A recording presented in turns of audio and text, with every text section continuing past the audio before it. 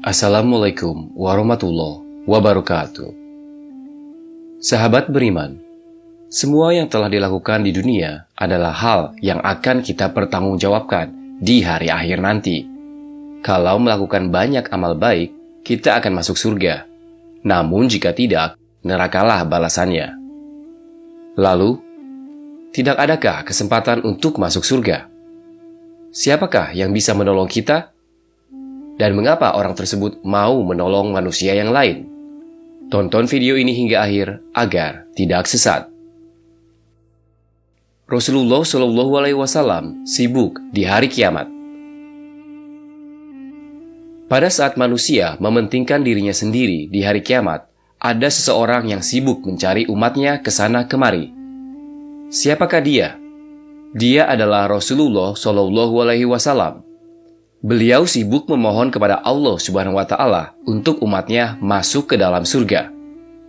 Beliau juga adalah manusia pertama yang akan dibangkitkan nantinya. Hal ini sesuai dengan hadis dari Abbas radhiyallahu anhu bahwa Rasulullah Shallallahu Alaihi Wasallam bersabda, orang yang pertama kali dibangkitkan dari kubur di hari kiamat nanti adalah Muhammad Shallallahu Alaihi Wasallam. Karena besarnya perhatian kepada umatnya, Rasulullah Shallallahu Alaihi Wasallam sampai menangguhkan doa-doanya sampai hari kiamat. Hal itu untuk menyelamatkan dan membela umat beliau. Hal ini sesuai dengan sabda beliau. Setiap nabi pasti memiliki doa mustajab. Hanya saja, mereka menyegerakan doa mereka di dunia. Namun, aku menunda doa itu demi menolong umatku pada hari kiamat. Insya Allah, doa itu akan terwujud. Hadis riwayat Bukhari dan Muslim.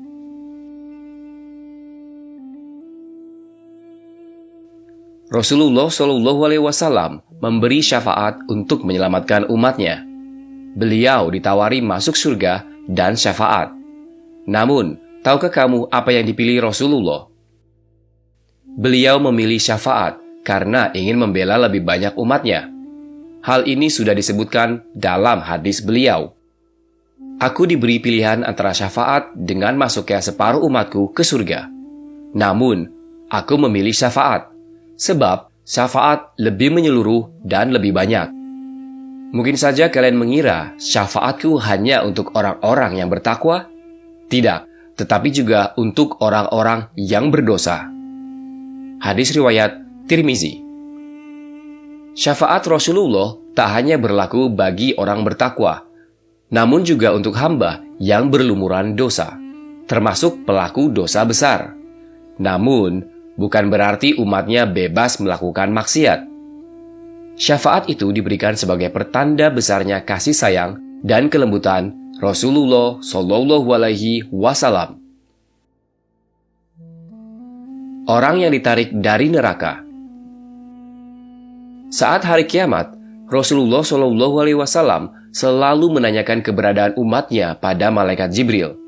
Malaikat Jibril pun mengatakan bahwa umat Rasulullah adalah umat yang terakhir. Akhirnya datanglah umat Nabi Muhammad Shallallahu Alaihi Wasallam sambil menangis serta memikul beban di belakang mereka. Umat itu datang sambil menyeru, "Wahai Muhammad!" Nabi Muhammad Shallallahu Alaihi Wasallam bersabda, "Wahai umatku."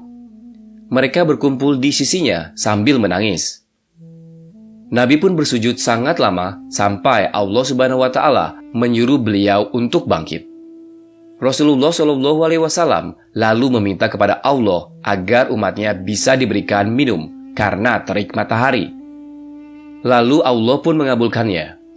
Setelah memberi umatnya minum, Nabi Muhammad kembali bersujud kepada Allah. Beliau meminta agar umatnya diselamatkan dari Sirat. Allah pun mempersilahkan beliau menunggu di ujung Sirat. Yang banyak amalnya berhasil melaluinya. Namun, tak sedikit yang terjatuh ke dalam neraka. Melihat umatnya banyak di neraka, Rasulullah Shallallahu Alaihi Wasallam kembali bersujud kepada Allah Subhanahu wa Ta'ala. Beliau meminta kepada Allah untuk menyelamatkan umatnya yang di dalam hatinya ada iman sebesar biji kurma. Allah pun mengabulkan permintaan kekasihnya itu. Beliau lalu menuju neraka dan mencari umatnya yang memiliki iman sebesar biji kurma. Beliau kemudian mempersilahkan mereka masuk surga. Lagi-lagi, Nabi Muhammad bersujud sambil menangis. Beliau menangis dan memohon kepada Allah untuk menyelamatkan umatnya dari api neraka. Jika umat tersebut memiliki iman sebesar biji jagung, ia akan selamat. Allah pun mengabulkan permohonan beliau. Nabi Muhammad SAW lalu menjemput umatnya dan memerintahkan kepada malaikat untuk mengeluarkan umatnya yang memiliki iman sebesar biji jagung. Beliau sampai-sampai berlari menjemput orang-orang yang berjumlah ribuan, bahkan jutaan di neraka. Apakah hal itu sudah selesai? Ternyata belum. Beliau masih memohonkan ampun untuk umatnya yang memiliki iman sebesar biji sawi. Hal ini sesuai hadis beliau. Saat itu aku kembali bersujud kepadanya. Kemudian Allah berfirman, "Angkatlah kepalamu Muhammad. Memohon pertolongan apapun, engkau akan diberi." Aku pun mengangkat kepala lantas memohon, "Umatku, umatku ya Rob." Dia kembali berfirman, "Temuilah umatmu. Siapa saja yang engkau temukan di hatinya keimanan, walau seberat biji sawi, maka masukkanlah ke dalam surga. Maka siapapun yang aku temukan dalam hatinya keimanan, walau seberat biji gandum, aku masukkan ke dalam surga." Hadis riwayat Ahmad. Setelah itu Rasulullah kembali bersujud kepada Allah. Allah lalu bertanya, "Ya Muhammad, apalagi ya Muhammad? Bukankah aku sudah menyelamatkan banyak dari umatmu?" Nabi pun menjawab, "Ya Allah, demi kasih sayang yang engkau miliki, selamatkanlah umatku yang mereka tidak punya amal, kecuali hanya mengatakan, La ilaha illallah." Allah pun mengizinkannya. Sahabat beriman, itulah sosok yang dikunjungi Rasulullah SAW dan ditarik untuk diselamatkan dari neraka. Nabi Muhammad SAW bahkan memberi syafaat untuk umatnya yang berlumuran dosa sekalipun. Syafaat itulah yang digunakan beliau untuk menyelamatkan umatnya dari dahsyatnya siksa neraka. Adakah yang bisa melakukan hal itu selain Rasulullah? Tentu saja jawabannya tidak. Hanya kekasih Allah bernama Nabi Muhammad SAW yang bisa. Siapapun yang meminta syafaat, beliau akan memberinya. Hal ini sesuai hadis. Barang siapa yang memohon kepadaku, al-wasilah, maka pasti mendapatkan syafaat dariku. Hadis riwayat Muslim. Mudah-mudahan video ini bermanfaat bagi kita semua. Amin ya robbal alamin.